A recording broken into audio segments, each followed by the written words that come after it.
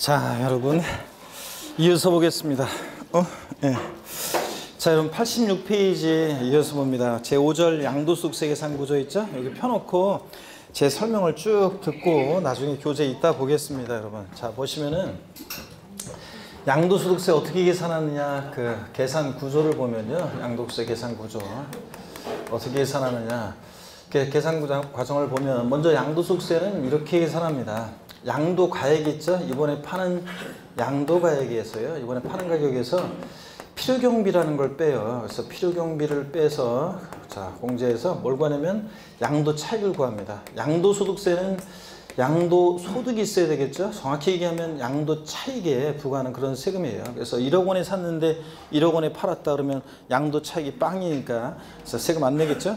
1억 원에 사는데 7천만 원에 팔았다 마이너스 3천이니까 양도세 안 내겠죠? 그래서 양도소득세는 양도소득에 부과하는데 정확히 얘기하면 양도차익에 부과합니다. 양도가액에서 필요경비를 빼는데 필요경비는 그 자산을 취득하면서 들어간 취득가액과요, 기타 필요경비라고 그래가지고 이제 기타 필요경비라는 것을 공제해서 기타 필요경비를 공제해서 우리가 양도차익을 구합니다. 구해진 양도차익에서 장기 보유 특별공제액을 공제해요. 그래서 장기 보유 특별공제액이라는 것을 공제해서 우리가 뭘 구하냐면 양도소득금액이라는 걸 구합니다. 그래서 양도소득금액을 구하기 위해서 양도차익에서 공제하는 게 장기 보유 특별공제입니다. 장기 보유 특별공제에 대해서 이제 좀 물어보려고 하는데요. 여러분, 장기 그러면 대개 우리 세법에서 장기 그러면 대개 한 3년 이상을 얘기합니다. 단기 그러면 1년 이내를 얘기해요. 의미해요. 되게 뭐 법에 정해진 건 아닌데 대체적으로 그렇게 우리가 통용되고 있습니다. 그러면 여러분요, 국가적 입장에서 한번 생각해 보세요. 개인적 입장이 아니라 국가적 입장에서 봤을 때 사람들이 부동산을 장기 3년 이상 보유하고 그러다가 팔고 이렇게 장기 보유하는 게 국가적 입장에서 좋겠습니까? 아니면 단기 보유하다가 팔고 그렇게 하는 것이 국가적 입장에서 좋겠습니까? 네? 어떻게 하는 게 국가적으로 좋겠어요? 의견 통일된 거예요 지금? 네. 자, 여러분 보세요. 어떤 사람이 부동산을 샀어요. 몇 개월 만에, 한두 달 만에 단기에 몇 개월만 보유하고서 팝니다. 손해보고 안 팔겠죠? 자, 상가격에다 얹어서 팝니다. 그것도 산 사람이 한두 달 만에 또 팔면서 손해보고 안 팔겠죠? 얹어서 팝니다. 또 얹어서 팔고, 얹어서 팔고, 얹어서 팔고 막 이러다가 단기간에 막 어떤 가격이 막 급등했다가 이게 아닌데 그래가지고 부동산 가격이 원래대로 갑자기 탁 폭락을 해요. 그러면 국가적으로 큰 문제가 생깁니다, 여러분들. 나라가 절단나는 거죠? 자, 어떤 사람들은 이렇게 얘기합니다. 우리나라 집값이 너무 높다 그래가지고 집값이 반값으로, 지금 현재 가격에 반값으로 폭락했으면 좋겠다. 그래야지 서민들이 집을 사고 그러지. 그러면서 이렇게 얘기하는 분들이 있는데, 집값이 폭락을 했다? 반값으로? 그럼 나라가 망합니다, 여러분들. 보세요.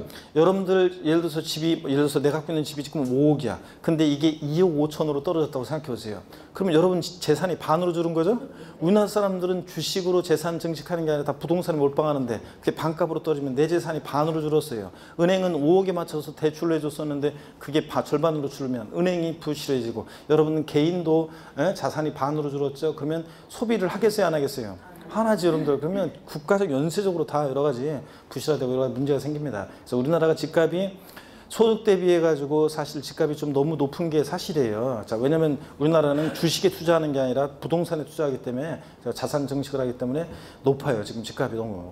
그런데 그렇다고 해서 이게 서서히 떨어지거나 서서히 오르고 이렇게 해야지, 이게 그냥 반값으로 절반으로 떨어지고 이러면 나라가 망하잖아요. 그러니까 국가적 입장에서 봤을 때는 어떤 사람들은 단기 하면 세금을 많이 걷고 그러니까 양도세요. 많이 걷고 그러니까 좋은 거 아닌가요? 이렇게 얘기하는데, 우리나라가 양도소득세는 세수의 아주 일부예요, 여러분들. 자, 그렇기 때문에 그거로 우리가 먹고 사는 나라가 아니기 때문에 국가적 입장에 봤을 때는 장기 보유하는 게 좋아요. 근데 장기 보유하라고 말만 하면 뭐예요? 메리트가 있어야지. 그래서 장기 보유를 유도하고 장기 보유자를 우대해주기 위해서 보유기간에 따라서 특별히 공제해 주는 게 장기 보유 특별공제입니다. 양도차익에서 공제해서 양도소득금액이라는 걸 구하고요.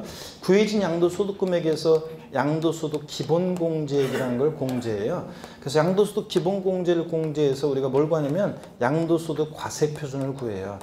드디어 이제 과표가 결정이 됐네요. 과세표준 결정되면 뭐 곱하기 세율이죠. 그래가지고 지방세나 국세나 곱하기 세율에서 뭘 구합니까? 산출세 구하잖아요. 그래서 과세표준 결정하는 과정까지가 복잡하지. 자, 결정되면 곱하기 세율이기 때문에 이 과세표준 구하는 과정을 여러분들이 이 흐름을 무조건 외우셔야 돼요. 옛날 시험에는 요 순서를 뒤바꿔 놓고서 순서 옳게 짝지어진 것을 골라라 이런 문제가 2번 나온 적도 있는데 11회 12회인가 그때 나왔었는데 지금은 뭐 그런 식 형태로는 안 나오고 지금은 서술형으로 계산 과정을 알고 있는지를 서술형으로 물어봅니다. 자, 한번 보세요. 이걸 보면서 대답을 합니다.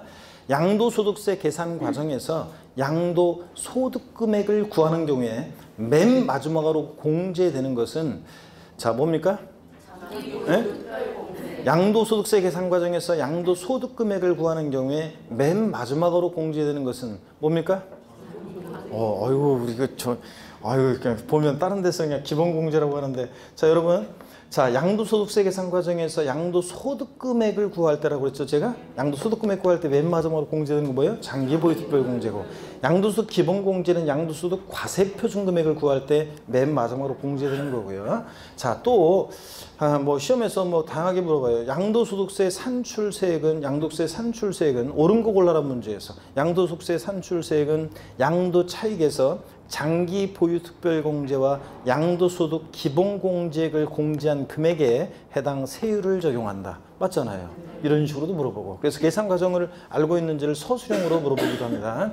또 양도세 계산 과정을 머릿속에 딱 알고 있어야지 배우는 내용들이 어디 위치해 있는지를 체계적으로 머릿속에 정리하면서 배울 수 있고요. 또 그 다음에 계산 문제도 또 풀 수 있고 조건 주어놓고 양도소득 과세표준 금액을 구해봐라. 뭐 양도차익을 구해봐라. 이 계산 문제 또 문제 풀 수 있고 또 응용 문제를 또 풀기 위해서도 그렇고 처음에는 무조건 이 계산 과정을 외우셔야 됩니다.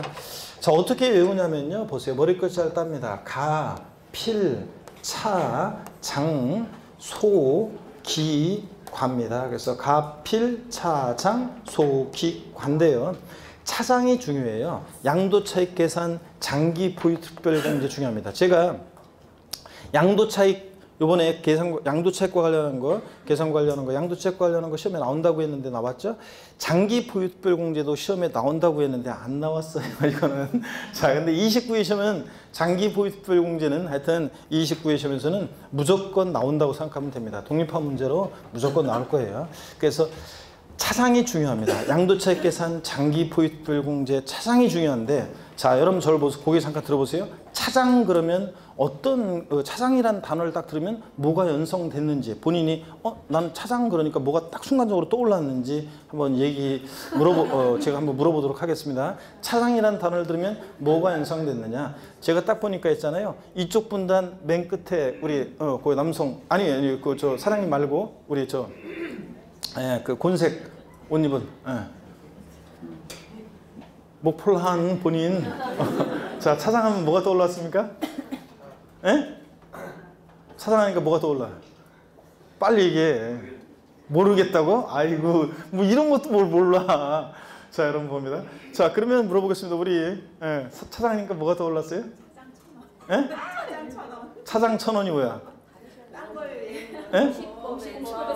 아이 진짜 그거 말고 자, 지금 다른 과목 얘기를 하고 그래. 아 진짜. 자, 옆에 차장하니까 뭐가 떠오른다? 에? 버스 운전수? 버스 안내원 얘기하는 거죠, 버스 차장? 예. 자, 여러분 보세요. 제가요 20대나 30대 초반 수강생들한테 차장 그러면 어떤 게 연상되냐 그러면 회사 부장 아래 차장 있죠? 그 차장님 회사 부장 아래 차장 그게 떠오른대요. 근데 30대 후반 40대 내가 딱 보니까 30대 중반을 넘었어. 그치?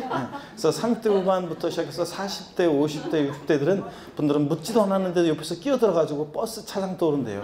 옛날에 버스에 차장이 있어가지고 요금도 받고 출발 오라 이런 것도 하고 그랬잖아. 안내하고 요번에 내리실 정거장은 어디고 막 이런 거 했잖아요. 지금은 다 저기 가지만 그래서 예전에 그 버스 차장 이건 지금 뭐냐면 버스 그 차장이에요. 버스 차장. 옛날에 20대 초반에 어렸던 아리따운 처녀가 있죠. 지방에서 상경에서 서울에서 버스 차장이라고 했었는데 집에서 연락이 왔어요. 돈이 그 동생 학비 때문에 모자라서 돈이 급하게 필요한데 돈 좀 붙여줄 수 있냐고.